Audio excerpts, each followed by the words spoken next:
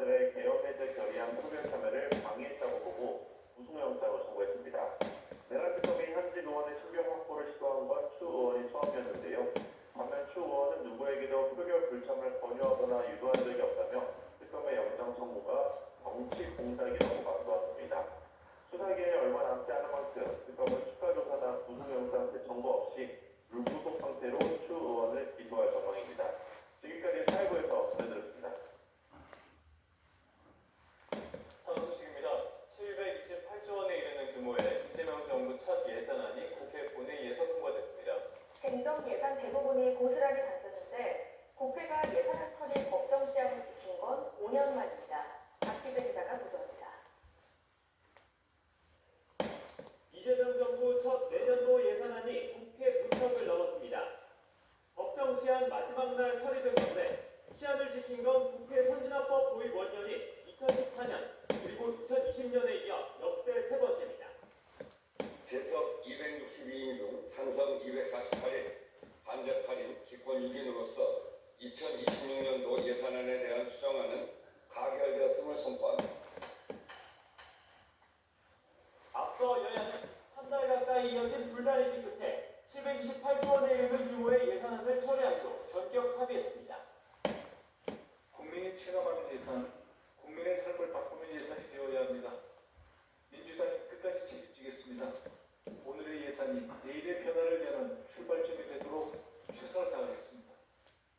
인생 예산이 또 중요한 점이 있고 하기 때문에 시한 내에 어떤 예산을 처리하기 위해서 대선적으로 합의를 했다는 점을 예산안에는 쟁점으로 꼽혀온 이른바 이재명표 사업인 지역사랑 상품권, 국민성장펀드가 감액 없이 고스란히 담겼고 대통령실 특수활동비도 운영비 삭감을 조건으로 달고 원안대로 포함됐습니다.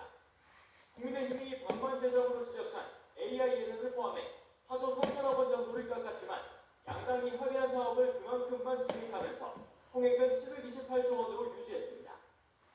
민주당은 핵심 사업은 지켰다, 국민의힘은 진액은 막았다고 달성했습니다. 경기 회복, 취약계층 보호, 미래 산업 투자, 지역 균형 발전 등 핵심 예산들이 제때 반영될 수 있게 되어 국민께 안도와 안정의 신호를 109조 원이나 적정처를 발행을 해서 마련한 예산이기 때문에 순전을 하면 안 된다는 게 이것이 관철되었다는 거, 순전하지 않았다는 거, 이것이 가장 큰 성과이고 예산 정국을 비교적 무난하게 넘어선 여야는 곧장 쟁점 법안을 놓고 맞붙게 됩니다. 민주당이 필리버스터를 더 쉽게 중단할 수 있도록 국회법을 손질하겠다고 나선 만큼 연말에도 거친 충돌은 불가피해 보입니다. YK 박희재입니다.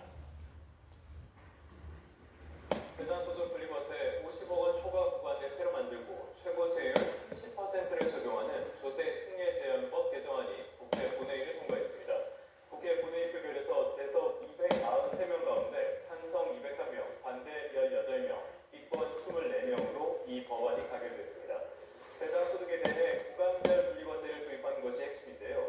2천만 원까지는 14%, 2천만 원 초과해서 3억 원 이하는 20%, 3억 원 초과 50억 원 이하 구간은 25% 분리과세 세율이 적용됩니다.